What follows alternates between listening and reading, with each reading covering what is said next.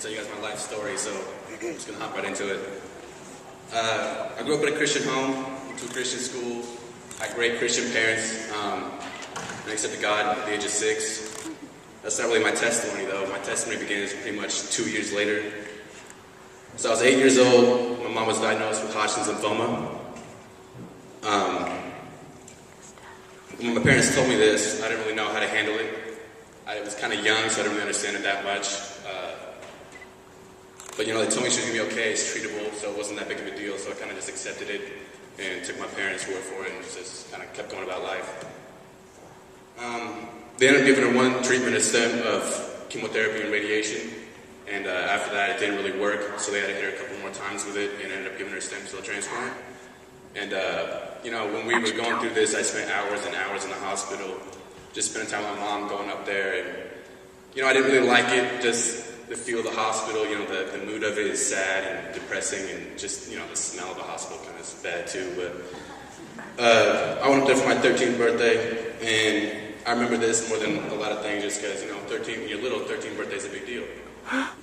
It's fun. So my dad took me up to see my mom, and went up there, and she's in kind of bad condition, just got done getting chemo, so she was bald, and face was all puffed up and stuff, so she ended up taking me down to the bookstore to give me a gift for my birthday, and she got me this little Jack Russell Terrier dog, and I still sleep with it every night just because it's a reminder, how much of a gift it is to have my mom with me still, and how much she loved me throughout all that, and just how great of a mom she was.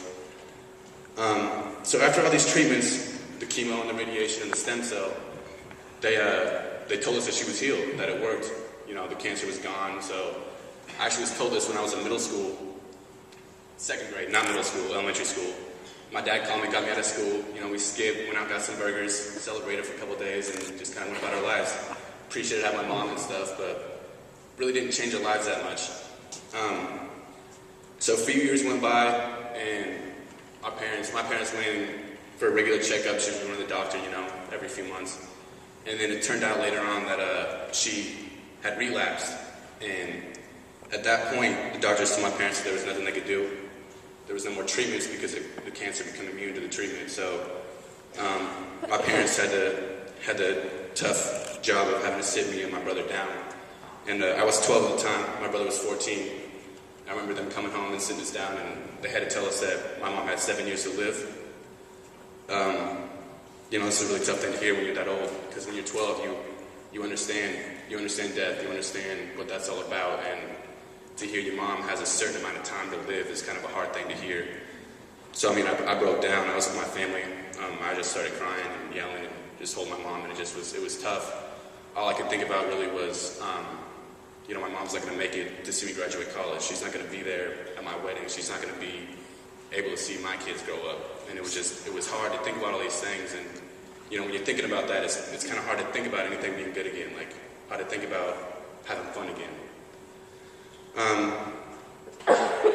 Because of this, I kind of became upset with God. Why would he take it from me? I didn't understand. I didn't know what.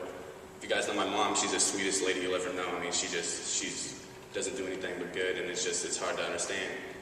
I didn't understand how I deserved to lose my mom, how my mom deserved to die, and it didn't make sense to me. Kind of went about my life. Not much you can do, you can't really handle anything like that, especially at that age. So went about my life, and at this point I was a freshman in high school, and it was the day after Christmas, and I remember this day really vividly because I was sitting with my dad in the living room, and just got out of Christmas. You kind of know the day after Christmas, you don't really do much, you just kind of sit around. My mom was in the bedroom with just me and my dad watching TV, and I just kind of thinking, and actually at this point, stuff with my mom had kind of gotten a little bit worse. It's probably about 5 years into it, after they told us that she had 7 years, so it's kind of been going downhill. The cancer has spread to her lung, so she kind of lost a lot of breathing ability and stuff like that, so I could tell it's getting worse with her. So I asked my dad, I just said, are we going to have mom next Christmas? Is she going to be here? And my dad didn't really say anything right at first, and he just kind of kept watching TV, and then without looking away from it, he just kind of said, son, I can't really promise you that. I don't know for sure. And this kind of hit me hard because I didn't really know that. I kind of told my parents to not tell me anything, kind of keep me out of it because I didn't really want to know, because it just isn't something you really want to be thinking about all the time when you're that age. So he said that, and that hurt. That one hurt. That was tough. And, I was a freshman. When you're a freshman, a lot of things kind of become a lot more apparent in life. You kind of get a lot more opportunity, a lot more things that kind of come into life. And it was at this point where I kind of started slipping from God. I never really left. Like, I always had God in my life, but I just kind of, my focus changed. I started becoming a little more into worldly things and into things that aren't really of God and the way I should have been. And I'm not blaming that on my mom. I'm not blaming that on her sickness at all. I mean, I made the choices I made. I did the things that I did. Just based on me, I could have done right. It had nothing to do with that. So I made up this philosophy when I was this age that being a Christian isn't about your acts. It isn't about what you do.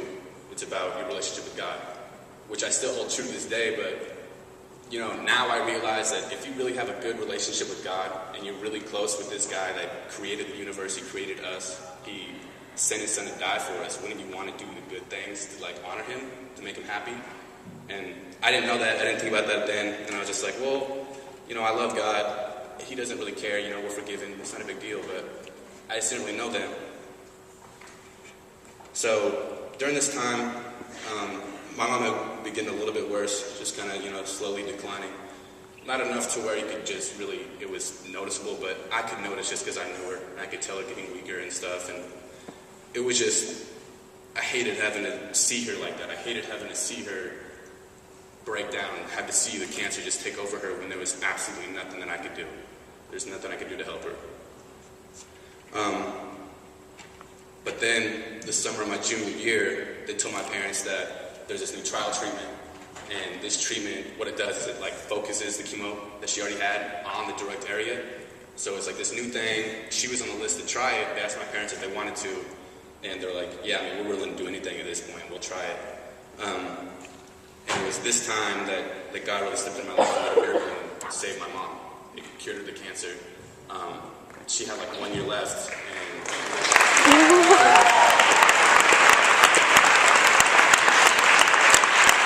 Yeah, it really just showed me the power of God and, the power of prayer. I prayed every day. My family prayed every day. And it just showed me His glory and how wonderful He is.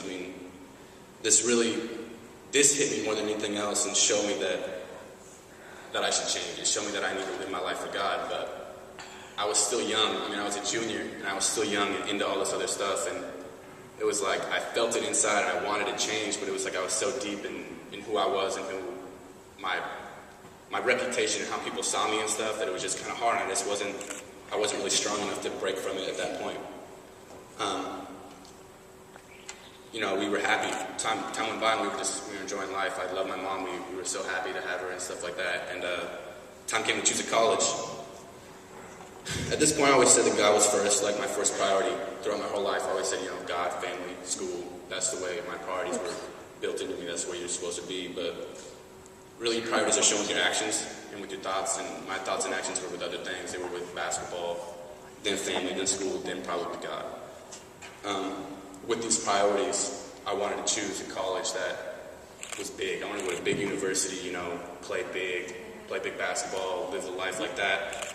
And that's when God really just shut out all other options other than Simpson. which was probably one of the best things that's happened. So I came to Simpson, and at Simpson I met someone who really showed me what life with Christ is like, showed me how happy you can be, and just how much joy comes with life with Christ, and I maybe want to be that. I want to be that for other people. So now I had this desire to change again. I was in a place where I could change. I was in a place with people that wanted me to change, and I just still couldn't. And I was playing basketball at this point, and it was hard to, put God above basketball, because basketball was so big in my life, and it was so it was all that I did. It was all that was on my mind. It's all I thought about. And that's when God stepped into my life and did something that, I never thought could have had a positive outcome on it. And this was last year, November 6th, actually in our season opener against Vanguard. I tore my knee out, just planning to go for a layup, and something I've done a million times. Blew out my ACL, MCL, and meniscus, and had to get reconstructive surgery on that, so my season was done. But it didn't take me long to really realize that God did that for a reason. He was giving me time to get away from it, time to really see what was most important in life. And in the past 4 years, I really had turned my back to him with all this stuff, but now that I lost it, he was really the only one that was there. He was always there and just waiting for Just standing there, waiting with open arms, just waiting for me to run into it. Or crutch, I guess. I couldn't really run, I was on crutches, so. I was able to see that basketball's soon going to be gone. I'm going to lose it regardless. I mean, you don't play forever. So after I lose that void that was left in my life, God will always be there to fill it. So now, I had the time, I had the motivation, I wanted, I was ready. I changed my life. I gave up the things that I was so involved in. I gave up everything. I just said, God, take my life. I want to live for you. I want to become a better man. I want to change myself. I still make mistakes. I still do stuff like that, but I'm trying, I'm working on it with God, and He's with me every step of the way. Now, what I've taken away from my experience is that God knows what is best for us. I don't believe everything happens for a reason. I do believe that a lot of things happen off the choices we make, but I think God does have an ultimate plan. And just don't become upset with the plan, instead learn from it and grow from it. I use the experiences that I had, good and bad, to grow as a man and as a Christian. Don't wait for your knee to tear. Don't wait for your life to be turned upside down to change. Change to be the person you want to be. There's no excuse to live in sin. Just change your life, become God, and the man that God wanted you to be. Thanks.